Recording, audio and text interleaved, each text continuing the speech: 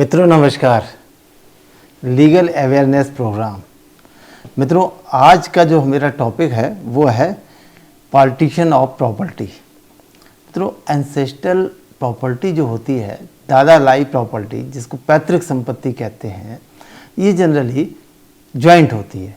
Joint परिवार होते हैं भारतीय समाज में, जैसा अमूमन देखा जाता है कि वो परिवार जॉइंटली रहते हैं, प्रॉपर्टी जॉइंट होती है, एंसेस्ट्रल प्रॉपर्टी होती है।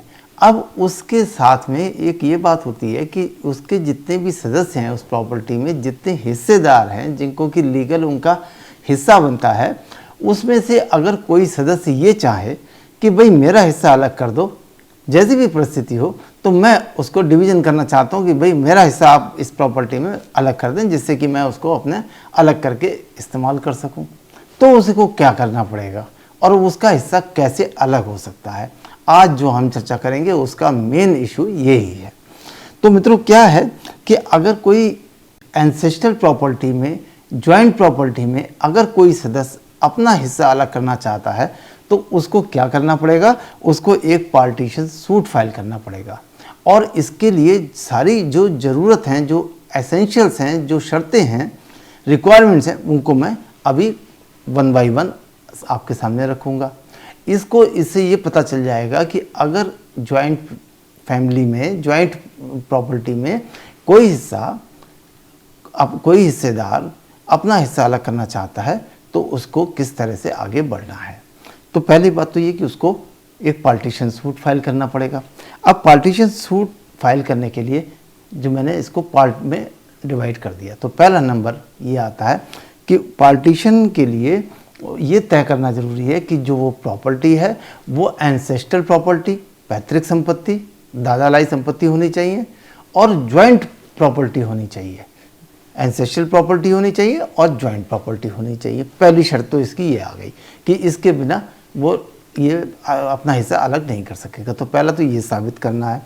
फिर साबित ये करना होगा कि प्रॉपर्टी जो एसेंशियल रूप से ये बताना पड़ता है कि भाई इसको, ये जॉइंट तो है, एसेंशियल प्रॉपर्टी है, लेकिन इसमें उसका हिस्सा भी है। जो हिस्सा चाह रहा है उसको ये प्रूव करना पड़ता है कि उसका इसमें पार्ट है, उसका हिस्सा है एसेंशियल प्रॉपर्टी में, और कितना है ये भी सिद्ध करना पड़ता है कि हमारा इसमें इतना है। तो ये करना और प्रूव करना आवश्यक हो जाता है कि एंसेस्ट्रल प्रॉपर्टी में उसका हिस्सा कितना है। मान लीजिए कि एक प्रॉपर्टी है और उसकी कॉस्ट 1 करोड़ है, तो उसके 4 बराबर के हिस्सेदार हैं। तो एक, अगर उनमें चारों में से एक ही चाहता है कि मेरा हिस्सा अलग कर दिया जाए, तो उसको ये बताना पड़ेगा कि इसकी टोटल वैल्यू इसकी कितनी है और इसका मेरा हिस्सा कितना है प्रॉपर्टी में, और उसको मैं अलग करना चाहता हूँ। ये भी सिद्ध करना पड़ेगा।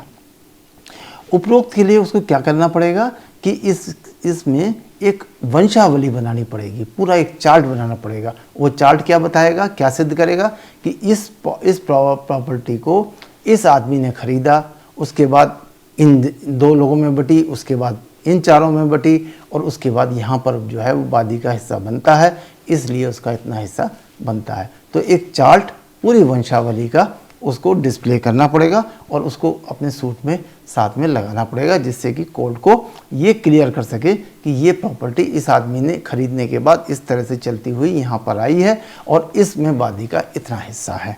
ये भी बताना पड़ेगा कि किसने खरीदी और यहाँ तक कैसे आई।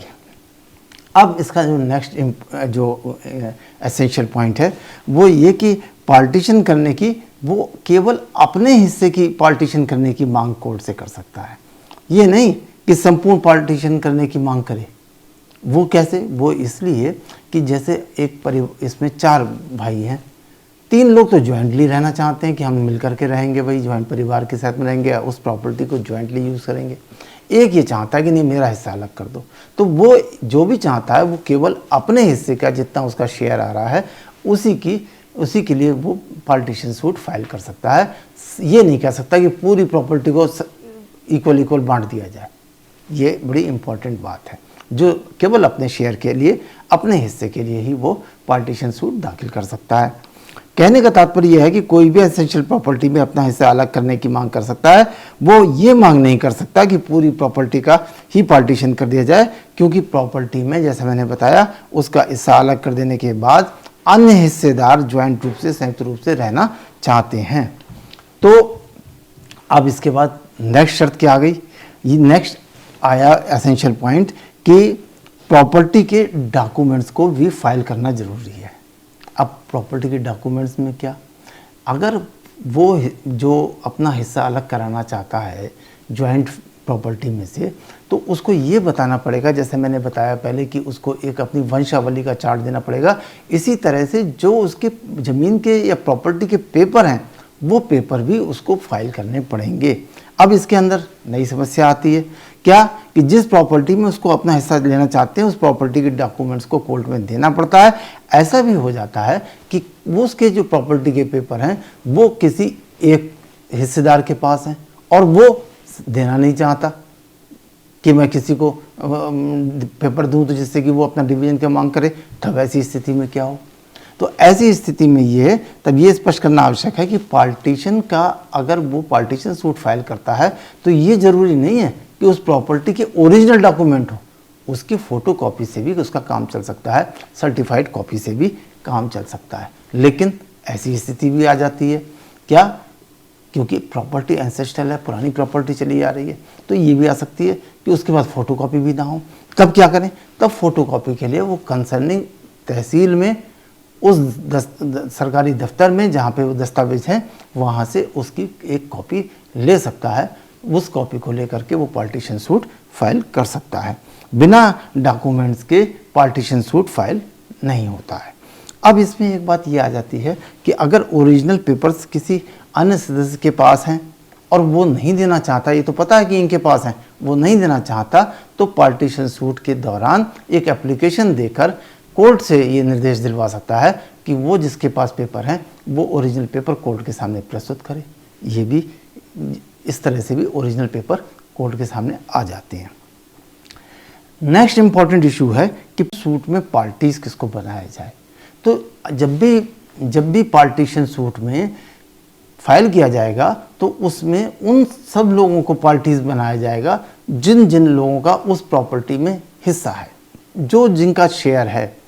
अब इनको तो आपने बना दिया, लेकिन इसमें यह भी होता है कि कुछ लोगों का हमारे हिसाब से तो वादे के हिसाब से हिस्सा नहीं है, लेकिन वो क्लेम करते हैं, तो उनको भी पार्टी बनाना चाहिए, जिससे कि कोर्ट के सामने पिक्चर क्लियर हो और कोर्ट सबको सुनने के बाद ही अपना फाइनल इस निष्कर्ष पे पहुंचे कि ये इसका असली कौन मालिक है और क्या शेयर्स बनते हैं, किसका हिस्सा बनता है, किसका हिस्सा नहीं बनता है।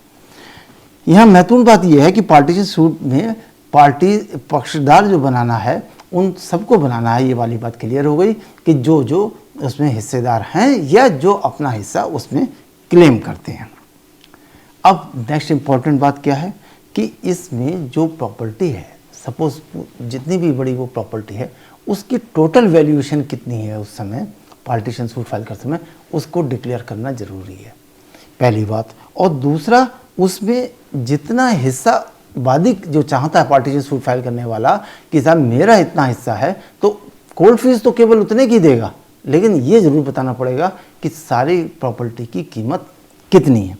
फॉर एग्जाम्पल एक प्रॉपर्टी है और उस प्रॉपर्टी की कीमत उस 1 करोड़ रुपए है, जिसमें 4 पार्ट होने हैं, 4 भाई लोग हैं, तो एक का हिस्सा आ रहा है 25 लाख, तो कोर्ट फीस तो उसको देनी पड़ेगी 25 लाख पर, लेकिन उसको ये बताना पड़ेगा कि इस प्रॉपर्टी की कीमत 1 करोड़ है। ये क्यों करना है, क्योंकि कोर्ट को ये बातें जरूरी जानकारी में आनी चाहिए, बिना इसके कोर्ट इस मामले में आगे नहीं बढ़ता है। अब नेक्स्ट इशू आ गया, तो इसके बाद क्या है, कोर्ट फीस कितनी लगेगी। तो मित्रों, ये जो हर राज्य का अलग अलग इशू है, किसी में कोर्ट फीस फाइल करते समय ले ली जाती है, जितना हिस्सा बन रहा है उसके हिसाब से ले ली जाएगी। किसी में तब ली जाती है जब कोर्ट ये डिसाइड कर देता है कि तुम्हारा इतना हिस्सा बन गया, उस हिस्से पे ली जाती है। लेकिन अमूमन ये देखा जाता है, जनरली ये देखा जाता है कि कोर्ट फीस राज्यों में 1% से लेकर 3% तक होती है उस वैल्यू की जितने की उसका हिस्सा आ रहा है। ये भी बात क्लियर हो गई। अब नेक्स्ट इशू क्या है, वो है कि पार्टीशन सूट कहाँ पे फाइल किया जा सकता है। तो मित्रों ये मैं बता दूं कि पार्टीशन सूट केवल उस जगह पे फाइल किया जा सकता है जहाँ पर वो प्रॉपर्टी स्थित है। अगर वहाँ पर है तो उसी के इलाके की कोर्ट में ये पार्टीशन सूट फाइल किया जा सकता है। नेक्स्ट क्या आता है? नेक्स्ट ये है कि प्रॉपर्टी जिसका पार्टीशन संभव ही ना हो। तो ऐसा भी हो सकता है कि कोई प्रॉपर्टी इस नेचर की है जिसको कि डिवाइड नहीं कर सकते, तब क्या किया जाए? तब ऐसे में यदि प्रॉपर्टी ऐसी है जिसका पार्टीशन संभव नहीं है प्रैक्टिकली, तो कोर्ट उस प्रॉपर्टी की वैल्यूएशन कराता है और वैल्यूएशन के बाद उसके अन्य हिस्सेदारों को ये कहा जाता है कि वो उसका हिस्सा खरीद लें। और अगर फॉर एग्जांपल 1 करोड़ की प्रॉपर्टी है और उस 25 लाख के 4 शेयर हो गए, एक शेयर बेचना चाहता है, एक आदमी अपना हिस्सा बेचना चाहता है, तो बैलेंस तीनों को भी कहा जाता है कि तुम भाई इसका हिस्सा खरीद लो। लेकिन अगर वो जो जॉइंटली रहना चाहते हैं वो लोग खरीदने से मना कर देते हैं कि हमें नहीं खरीदना है, हमारी स्थिति ऐसी नहीं है, तो कोर्ट उस सारी प्रॉपर्टी को बेच सकता है और बेच करके उसका सबका अलग अलग डिवीज़न जितना भी पैसा आएगा वो उनके शेयर के हिसाब से करवा सकता है। ये इतने डिटेल्स कोर्ट के अधिकार हैं और इसके आधार पर ये शेयर्स को डिवाइड किया जाता है। तो इसमें ये भी वाली बात होगी कि जो प्रॉपर्टी नहीं जिसका डिस्ट्रीब्यूशन किया जा सकता वो उसका भी डिस्ट्रीब्यूशन का रास्ता क्लियर हो गया। अब आता है कि पार्टीशन के केस में कोर्ट 2 तरह की डिक्री ऑर्डर पास करता है। पहला तो प्राइमरी। अब प्राइमरी डिक्री क्या है? प्राइमरी डिक्री में ये मतलब है कि जब वो देखता है कि हाँ ये पहले तय होता है कि हाँ वादी का हिस्सा है भी या नहीं है, और अगर है तो कितना है। तो एक ऑर्डर से तो वो ये देखता है कि हाँ वादी का हिस्सा बनता है या नहीं बनता है। तो नहीं बनता है तो ये भी प्राइमरी ऑर्डर हो गया, या बनता है तो बनता है, और बनता है तो कितना बनता है। और फाइनल डिक्री जो दी जाती है उसमें वो ये देता है कि वादी का जो हिस्सा निकल के आया है वो हिस्से का उसको एग्जीक्यूशन कैसे कराया जाए, और उस एग्जीक्यूशन को किस तरह से, जैसे कि मैंने बताया कि ये आते कि डिवीज़न नहीं करना है तो बेचना है, उनको निर्देश करना है, इस सब को व्यवस्था करने के बाद जो फाइनल डिक्री पास होती है उसको कहते हैं फाइनल डिक्री। और फाइनल डिक्री के आधार पर वादी अपने हिस्से का पूर्ण रूप से मालिक बन जाता है।